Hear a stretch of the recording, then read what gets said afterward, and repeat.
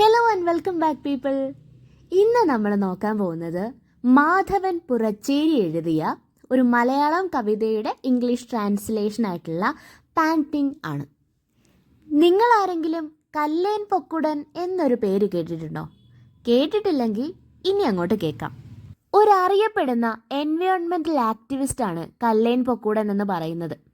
അദ്ദേഹം കേരളത്തിൽ നിന്നാണ്.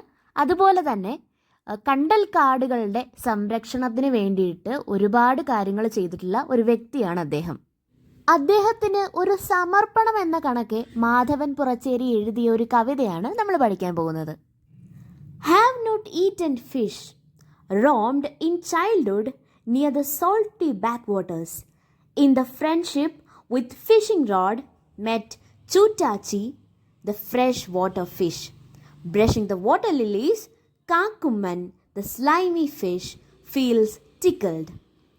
I don't see the world at all, says Koyala with detachment, as he floats on surface water in hermit pose. There are others too.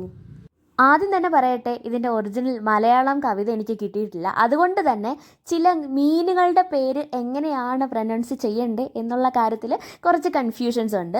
എന്ത് തന്നെയാണെങ്കിലും ഇതിനകത്ത് എന്താണ് പറയുന്നത് എന്ന് നമുക്ക് മനസ്സിലാക്കാൻ ഇംഗ്ലീഷ് ട്രാൻസ്ലേഷൻ തന്നെ മതിയാവും. സോ നമുക്ക് കവിത തുടങ്ങുമ്പോൾ തന്നെ ഇതിനകത്ത് പറയുന്നൊരു കാര്യം എന്താണെന്ന് വെച്ചാൽ, ഞാനിതുവരെ മീൻ കഴിച്ചിട്ടില്ല.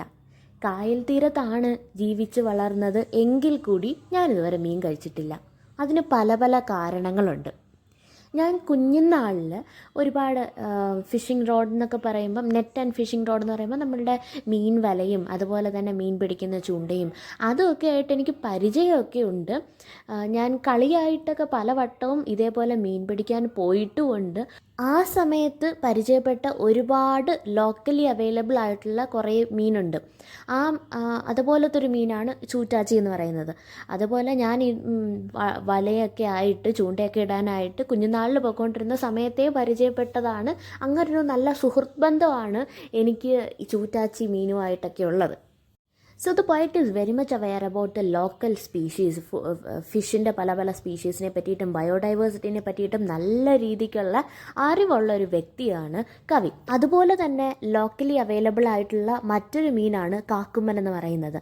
ഈ കാക്കുമൻ എന്ന് പറയുന്ന ആ ഒരു fish, slimy kind of fish, ഈ വാട്ടർ ലില്ലീസിനെയൊക്കെ ഇങ്ങനെ തട്ടിത്തഴകി ഇങ്ങനെ ബ്രഷൊക്കെ ചെയ്ത് തൻ്റെ ശരീരം വെച്ച് ഇങ്ങനെ തൊട്ട് ഉരുമിയൊക്കെ പോകുന്ന സമയത്ത് അതിനൊരു ടിക്ലിംഗ് സെൻസേഷനൊക്കെ വരുന്നതായിട്ട് പറയുന്നു. നമ്മൾ ഹ്യൂമൻ ബീങ്സിന് ഉണ്ടാവുന്ന അതേ തരത്തിലുള്ള വികാരങ്ങളെല്ലാം തന്നെ ഇത്തരത്തിലുള്ള മീനുകൾക്കും ഉണ്ടെന്നാണ് ഇവിടെ പോയിട്ട് പറയുന്നത്. ഹ്യൂമൻ ബീങ്സും അതുപോലെ തന്നെ നേച്ചറിലുള്ള ബാക്കിയുള്ള എലമെൻസിനും എല്ലാം ഒരേ ഇമോഷനാണ്, ഒരേ ഫീലിംഗ് ആണ്.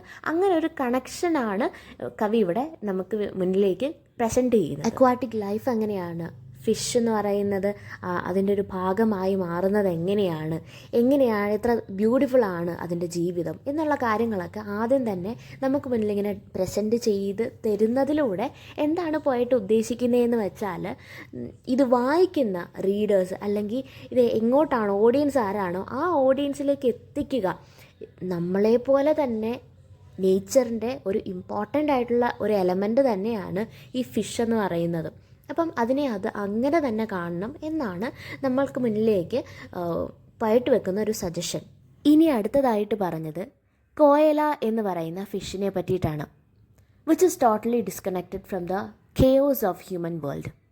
ഹ്യൂമൻ വേൾഡിൽ നടക്കുന്ന പ്രശ്നങ്ങളെ പറ്റിയിട്ടും അവിടെ എന്തൊക്കെ പ്രശ്നങ്ങളാണ് ഹ്യൂമൻ ബീങ്സ് ഉണ്ടാക്കുന്നത് എന്നുള്ള കാര്യങ്ങളെ പറ്റിയിട്ടും യാതൊരുവിധ കൺസേൺസോ ഒന്നും കാണിക്കാതെ സ്വന്തം കാര്യം മാത്രം നോക്കി നടക്കുന്ന, വെള്ളത്തിലൂടെ ഇങ്ങനെ ഫ്ലോട്ട് ചെയ്യുന്ന ഒരു ഹെർമിറ്റ് പോസിലൊക്കെ നിൽക്കുന്ന കോയല എന്ന് പറയുന്ന ഒരു ഫിഷിനെ പറ്റിയിട്ടാണ് മൂന്നാമതായിട്ട് പോയിട്ട് മെൻഷൻ ചെയ്യുന്നത്. ഇതിലൂടെ എന്താണ് കാണിക്കുന്നതെന്ന് വെച്ചാൽ, നേച്ചറിൻ്റെ പല സ്ഥലത്ത് ഹ്യൂമൻ ബീങ്സ് പല പല കാര്യങ്ങൾ ചെയ്യുന്നുണ്ടെങ്കിലും ഇതൊന്നും എൻ്റെ കാര്യമല്ല എന്ന് പറഞ്ഞ് നേച്ചറിൻ്റെ മറ്റൊരു സ്ഥലത്ത് ഇതുപോലെ പല പല സ്പീഷീസും അവരവരുടെ കാര്യങ്ങൾ നോക്കി സ്വന്തമായിട്ട് ഇൻഡിപെൻഡൻ്റ് ആയിട്ട് വളരെ ജോയ്ഫുൾ ആയിട്ടുള്ള ഒരു ലൈഫ് ലീഡ് ചെയ്ത് ജീവിക്കുന്നുണ്ട്.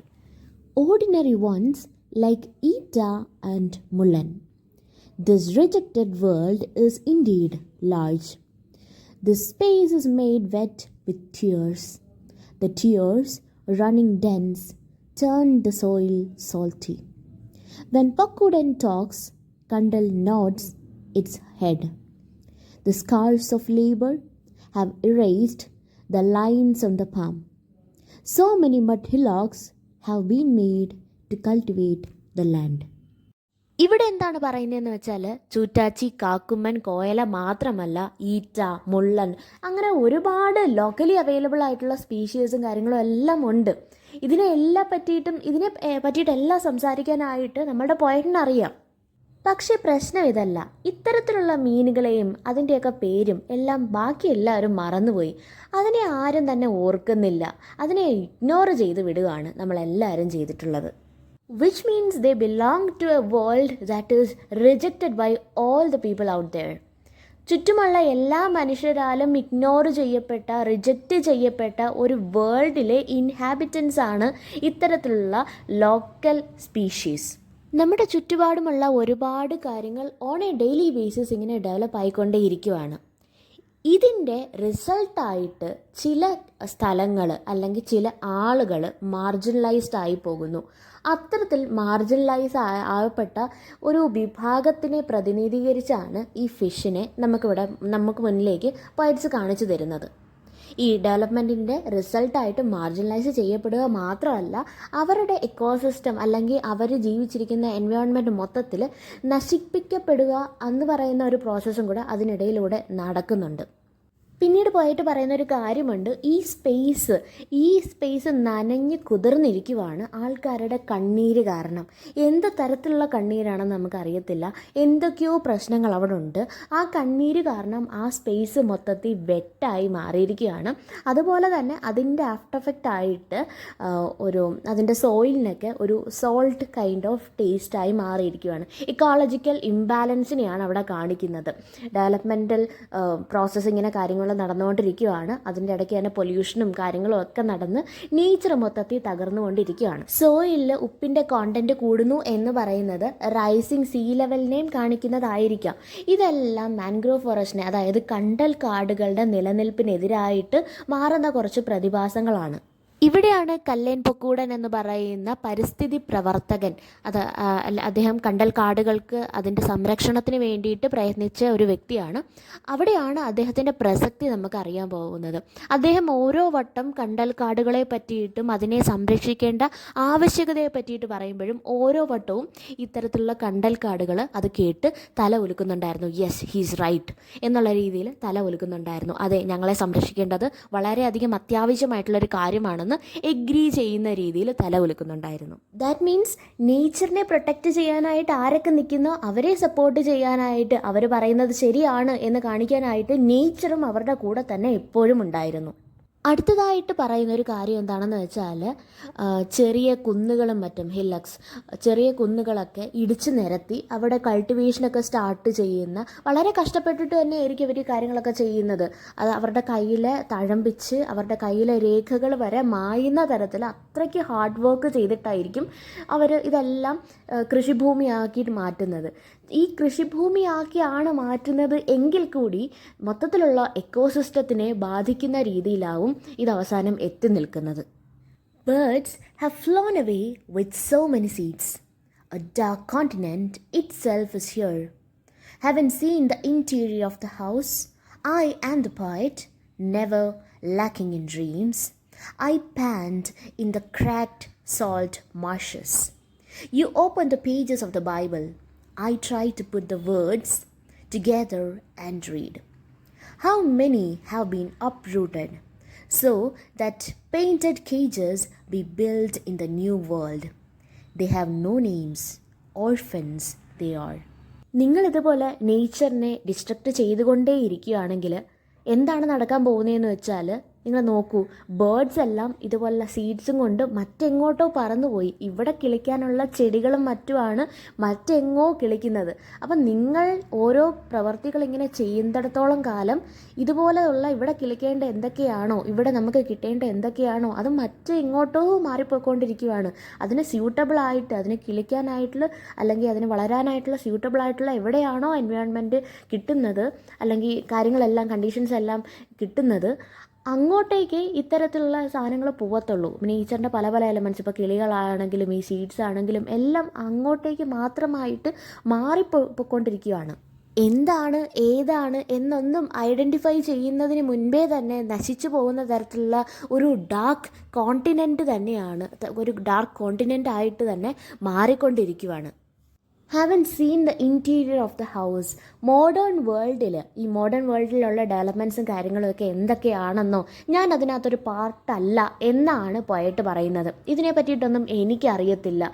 എനിക്ക് അറിയാവുന്ന ഒരേ ഒരു കാര്യം എന്ന് പറയുന്നത് ഹൗ ടു പ്രൊട്ടക്റ്റ് നേച്ചർ എങ്ങനെയാണ്, അതിനെ എങ്ങനെ സംരക്ഷിക്കണം, ഈ കാര്യങ്ങൾ മാത്രമേ എനിക്കറിയത്തുള്ളൂ. പക്ഷേ ഇപ്പോഴത്തെ സിറ്റുവേഷൻ വെച്ച് പറയുവാണെങ്കിൽ എനിക്ക് ശ്വാസം പോലും എടുക്കാനായിട്ട് പറ്റുന്നില്ല.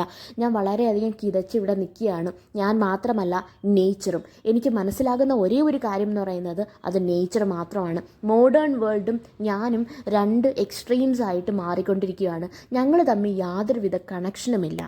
വെറ്റ്ലാൻഡും നേച്ചറും എല്ലാം തന്നെ ഇപ്പോൾ ഉണങ്ങി വരണ്ടു പോയിരിക്കുകയാണ്. അതുപോലെ തന്നെ പോയറ്റിനുണ്ടായിരുന്ന ഒരുപാട് ഡ്രീംസ് ഉണ്ട്, അതും ഇതിൻ്റെ ഒപ്പം തന്നെ വരണ്ടു പോയി.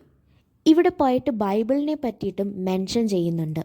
ഒരു പക്ഷേ കൊളോണിയൽ എക്സ്പ്ലോയിറ്റേഷനെ പറ്റിയിട്ടും അതിൻ്റെ ആഫ്റ്റർ എഫക്റ്റ് ആയിട്ട് ഇപ്പോഴും നമ്മൾ എന്തൊക്കെയോ ഡെവലപ്മെൻറ്റ്സ് നമ്മളുടെ നാട്ടിലേക്ക് നമ്മൾ നടത്തുന്നുണ്ട്. ഇതിൻ്റെ എല്ലാം കാരണം എന്ന് പറയുന്നത് ഈ കൊളോണിയൽ ഇൻഫ്ലുവൻസ് തന്നെയായിരുന്നു. ഇന്ത്യ കോളനി ആയതിനു ശേഷമാണ് പല കാര്യങ്ങളും ബ്രിട്ടൻ ഇന്ത്യയിലേക്ക് കൊണ്ടുവന്നത്. പുതുതായിട്ട് ഇൻട്രൊഡ്യൂസ് ചെയ്ത പല കാര്യങ്ങളും നമ്മൾ ഇപ്പോഴും അതുപോലെ തന്നെ തുടർന്ന് പോയിക്കൊണ്ടിരിക്കുന്നു. അവരിൽ നിന്ന് ഇൻഫ്ലുവൻസ്ഡായിട്ട് പല കാര്യങ്ങളും നമ്മൾ ചെയ്തുകൊണ്ടിരിക്കുന്നു.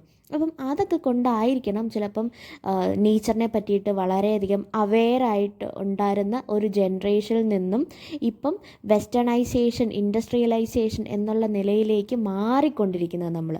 അപ്പം ആ ജനറേഷനിൽ നിന്നും ഈ ജനറേഷനിലേക്കുള്ള ആ ഒരു ചാട്ടം, അതിൻ്റെ റിസൾട്ട് അതെങ്ങനെയാണ് അതെന്തിൻ്റെ റിസൾട്ടാണെന്ന് വെച്ചാൽ ചിലപ്പം ഈ കോളനൈസേഷൻ തന്നെ ആയിരിക്കണം. അങ്ങനെയാണല്ലോ ബൈബിളൊക്കെ ഇവിടെ ഇൻട്രൊഡ്യൂസ് ചെയ്തത് എന്നുള്ള രീതിയിലാണ് പറയുന്നത്.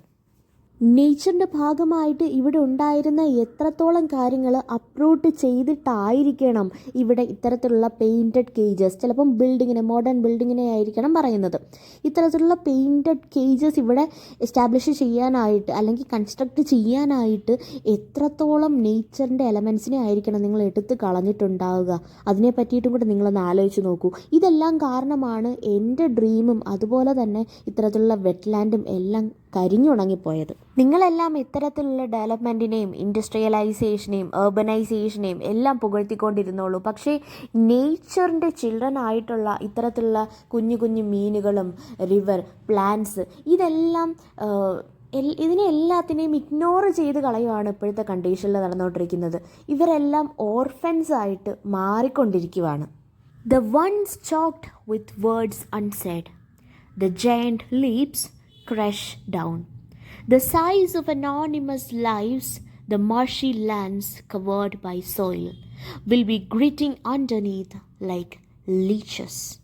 തങ്ങളിപ്പോൾ അനുഭവിച്ചു കൊണ്ടിരിക്കുന്ന പ്രശ്നങ്ങളെ പറ്റിയിട്ടും എന്തൊക്കെ പ്രശ്നങ്ങളാണ് ഇനി ഭാവിയിൽ വരാൻ പോകുന്നത് എന്നതിനെ പറ്റിയിട്ടും ഒക്കെ പറയാൻ ഒരുപാടുള്ള ഒരു ഗ്രൂപ്പ് ഓഫ് പീപ്പിൾ നമുക്ക് ചുറ്റുമുണ്ട്. അവർക്ക് വോയിസ് ഇല്ല, അവർക്ക് അത് പുറത്തേക്ക് പറയാനായിട്ട് പറ്റത്തില്ല. കാരണം ഒരുപാട് പവർഫുള്ളായിട്ടുള്ള ആൾക്കാരാണ് അവർക്കെതിരായിട്ട് നിൽക്കുന്നത്. അതുകൊണ്ട് തന്നെ അവരുടെ തൊണ്ടയിൽ നിന്നും അത്തരത്തിലുള്ള യാതൊരുവിധ പ്രൊട്ടസ്റ്റിൻ്റെ ഒന്നും തന്നെ പുറത്തേക്ക് വരുന്നില്ല.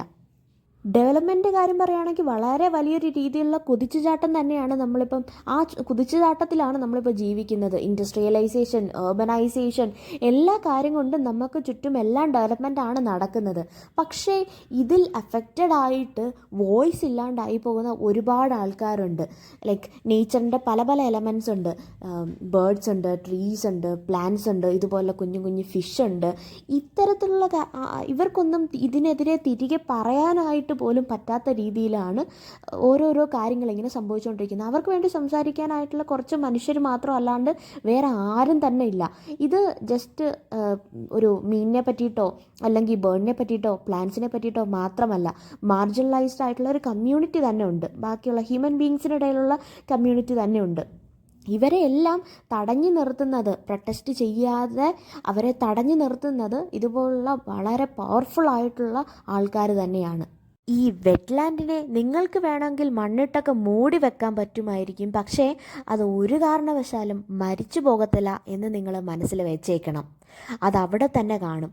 ഇത്തരത്തിലുള്ള നിങ്ങളിട്ട് കവർ ചെയ്തതിൻ്റെ അടിയിൽ ഒരു ലീച്ചിനെ കണക്ക്, ഒരു അട്ടയെ കണക്ക് അതവിടെ ചുരുണ്ട് കൂടി തന്നെ കാണും. നിങ്ങൾ അത് ഒരിക്കലും മറക്കാൻ പാടില്ല. ഒരു വാർണിങ്ങിൻ്റെ നോട്ട് തന്നിട്ടാണ് ഈ പോയ ഇവിടെ നിൽക്കുന്നത്. എന്തു വെച്ചാൽ നമ്മൾ എന്തൊക്കെ ചെയ്താലും അത് മരിക്കാൻ പോകുന്നില്ല, അത് തിരിച്ചു വരുന്ന ഒരു സമയം ഉണ്ടായിരിക്കും. അപ്പം ഉണ്ടാവുന്ന കോൺസിക്വൻസസ് നിങ്ങൾ തന്നെ ഫേസ് ചെയ്തോണം. കാരണം നിങ്ങൾ വരുത്തി വെച്ച പ്രശ്നങ്ങളാണ് ഇനി നിങ്ങളങ്ങോട്ട് ഫേസ് ചെയ്യാൻ പോകുന്നത്. ഇതാണ് ഈ പോയത്തിൻ്റെ ഒരു ഓവറോൾ സമ്മറി എന്ന് പറയുന്നത്. വീഡിയോ ഇഷ്ടമായെങ്കിൽ ലൈക്ക് ചെയ്യുക, ഷെയർ ചെയ്യുക, സബ്സ്ക്രൈബ് ചെയ്യുക, കമൻറ്റ് ചെയ്യുക. താങ്ക്